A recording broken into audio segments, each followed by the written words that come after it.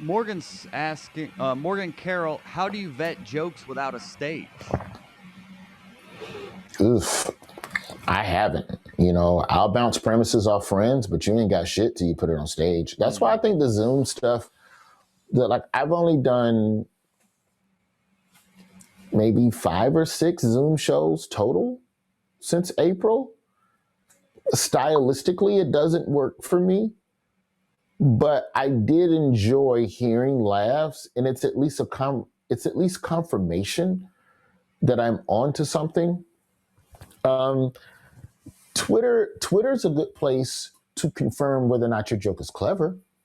Like I can reverse engineer a joke through Twitter where I'll have a thought, I think it's clever, and then I'll go on Twitter and search for keywords within that ideology to see if anybody else thought of it. And if somebody else has, normally it's a bunch of people all making the same joke. And then I go, okay, that's not a good joke.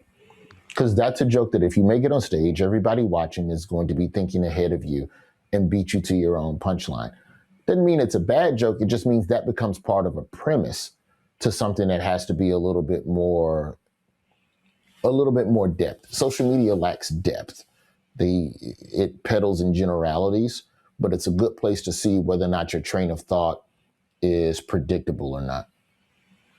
So I'll vet a premise, that way to help me, strike out whether or not it's worth the trouble. Hot breath.